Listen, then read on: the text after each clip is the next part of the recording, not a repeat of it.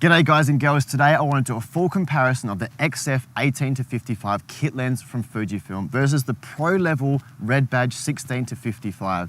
Are Pro Level lenses worth the extra money? We're going to find out today, so stick around and roll that intro.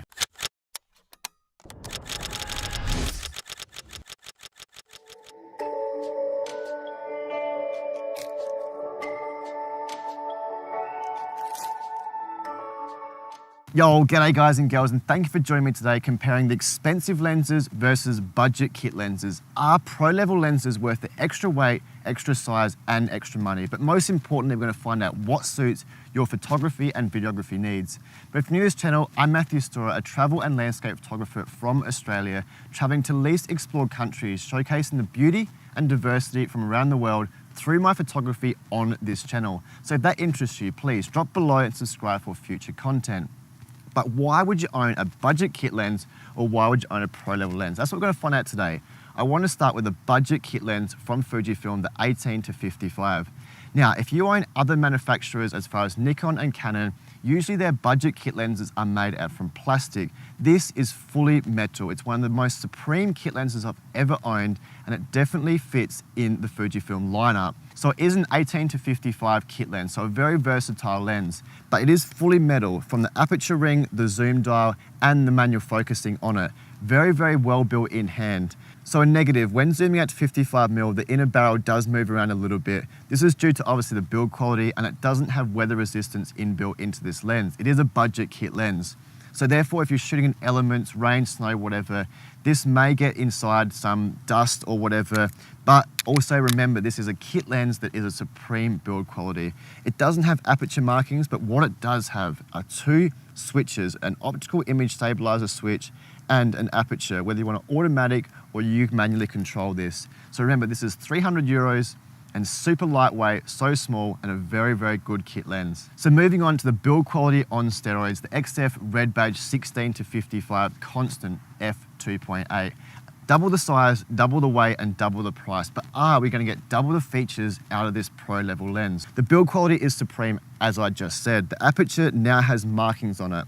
And also that kickback you get from the zoom, focusing, and aperture ring feels so good in hand. It's really hard to portray in camera, but once you get this in your hand, it does feel so much more kickback, and it does feel a lot more solidly built. It should. It's double the weight, double the size, and double the price, as I said.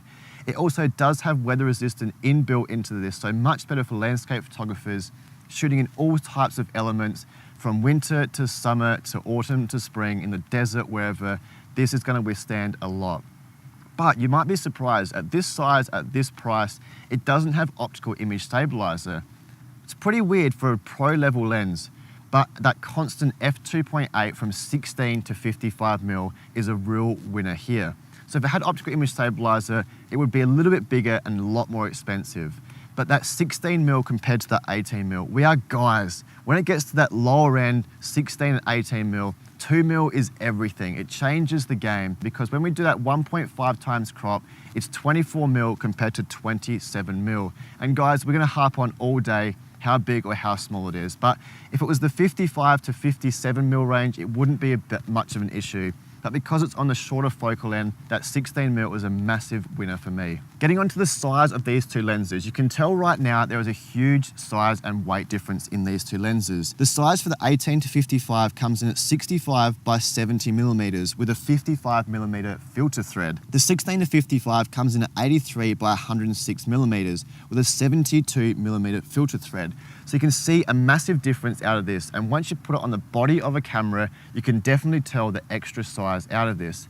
But the weight is a big difference, because it's double the size for the 16-55 at 655 grams, where the 18-55 comes in at 330 grams. And remember, this has optical image stabilizer built in with 2.8 at 18mm. Yes, this has it all the way through the focal range, but look at the difference here, it's absolutely phenomenal. And lastly, as I said, that 16 to 80mm, you can see right on camera right now, that 2mm difference does make quite a bit of difference, especially if you can't move the tripod back or move your body back. So shooting indoors or in a car, wherever it may be where you can't move back, that 16mm has a big difference, as I said, in the short end compared to the far end. So that for me is a bit of a positive. Yes, the optical image stabilizer isn't built in here, but what we're gonna find out is how good the optical image stabilizer is.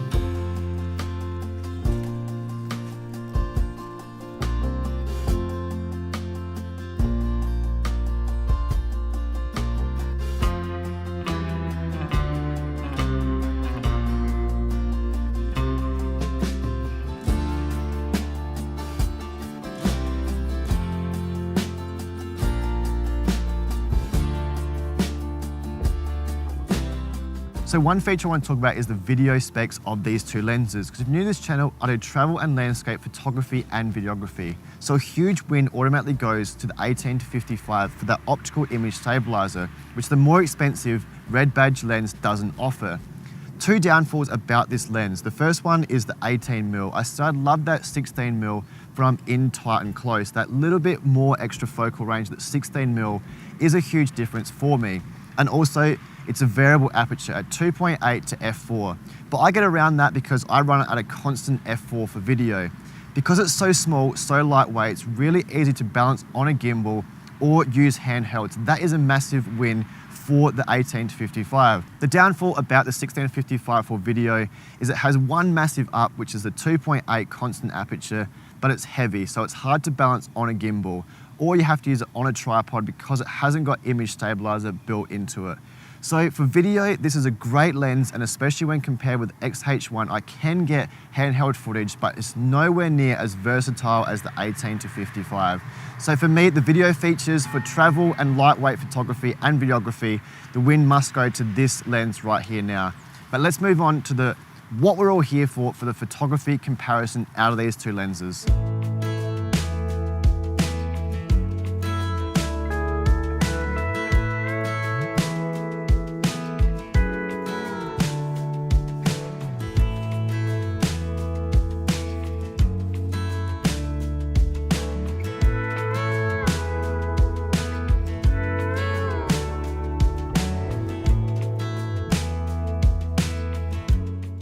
Okay, so now we're going to jump into the photo comparison. What is optically better? So we're going to compare at 18 and 16mm, the widest focal range of the two lenses, then at 35mm and at 55mm, maxing them both out.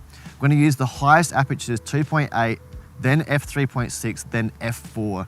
But on the constant 2.8 aperture, we're going to show those images also, which can download these RAW and JPEGs from the blog that I'm going to link in the description below if you want to check out these at 100% and not have that YouTube compression. Let's jump into the image comparison right now. At 16mm, the newer 16-55 shows a slight advantage in center sharpness at 2.8, while holding a very slim edge in corner sharpness. At smaller apertures, the 16-55 maintains a lead both in corner and center sharpness. But by f8, the lenses come extremely close. Interesting enough note, the 18-55 is a little bit sharper in the corners at f4. I tried retaking the images at 16-55 again and again, but still found I got the same result. Jumping up to 35mm, the two lenses perform extremely similar. The 16-55 holds a slight edge. It should, it's double the price and it's the top of the range red badge. But otherwise, the two lenses at 35mm at 3.6, f8 and f16, I didn't see a big enough difference for double the size, double the weight and double the price. Jumping up to 55mm, this is now the weakest spot of the 18-55. The 16-55 is extremely sharp across the frame, while the 18-55 shows a bit of softness wide open at aperture f4. Stopping down improves the 18-55 considerably, especially in the corners, but the 16-55 holds a clear lead throughout the entire frame of the image. The 16-55 performs so well here that the image at 2.8 is exceptionally sharp, comparing all the way through at f8 and f16. It's an impressive performance right here. So you can see a clear winner at the 16-55 optically out of here. We should understand that this is double the price and the best Fujifilm mid-range zoom that they have to offer. But really it's only that 55mm range that it exceptionally shines through. So really at that double price, is it worth it optically? For me, it is yes. And there's one more thing that I want to compare. This is the bokeh out of the two lenses.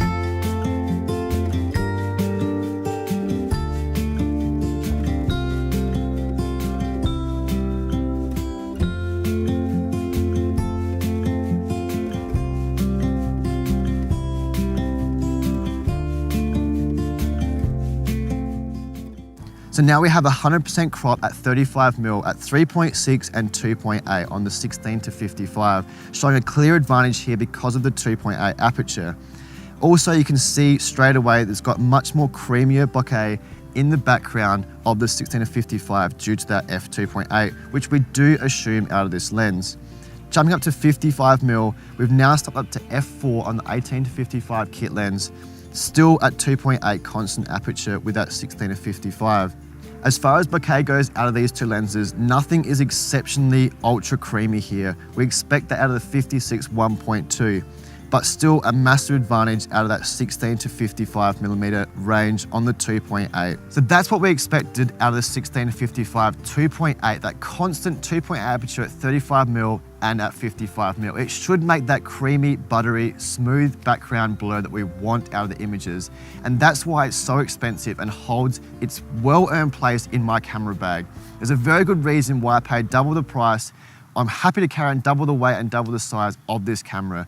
That's what I went into right now, the conclusion of who these two lenses are aimed for, and one missing link in the chain, which is definitely aimed at some people out there.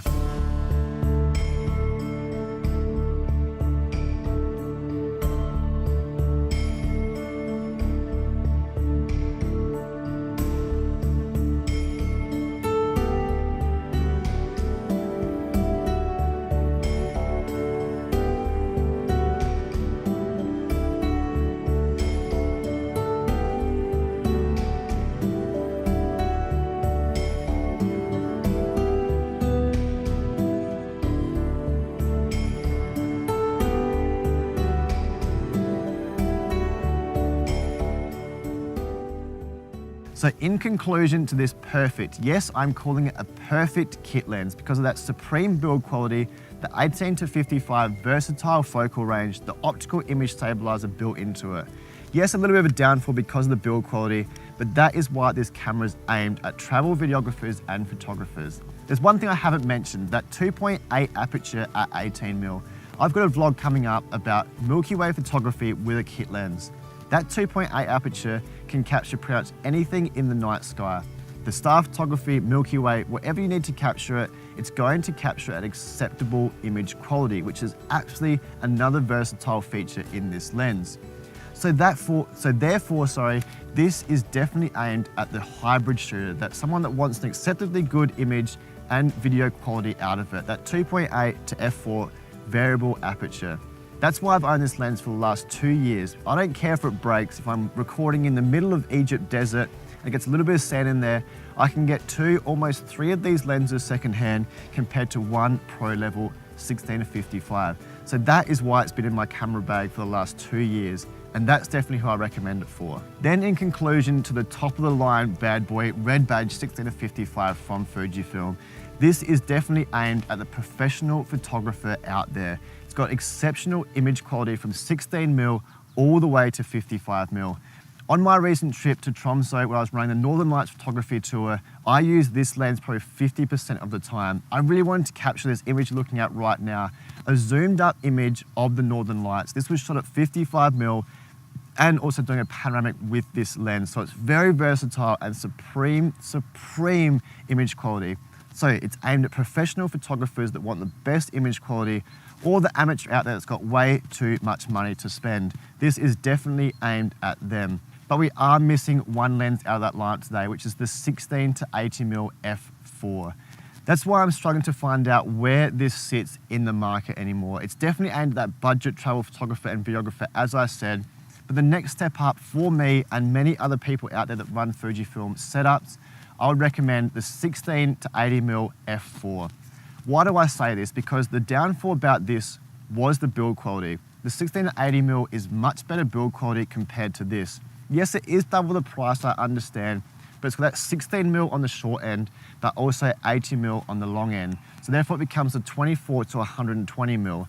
Therefore, I can keep this on the front of my X-H1 and do all my video recording because it's got 6 stops of image stabilizer built in. So let me know in the comments below, what mid-range zoom do you run with Fujifilm? Now, if you're a prime shooter, I understand. I've got my bag of primes out of the 16 to 55 2.8. But what mid-range zoom suits your needs? Is it the 18-55 Supreme Perfect Kit lens, or the new 16-80 Constant f4? Or do you want best optical quality out of the 16-55 f2.8? Let me know in the comments below. I'm super keen to know what you guys are thinking. Also, if I helped you out today with some information that you wanted, or you need more information, please don't be afraid to contact me. I'm always available to help. But this bad boy is getting sent off today to a new home, a new owner, because it doesn't fit in my camera bag anymore, unfortunately. But guys, that is me done for today here. I'll see you on the next one. Ciao.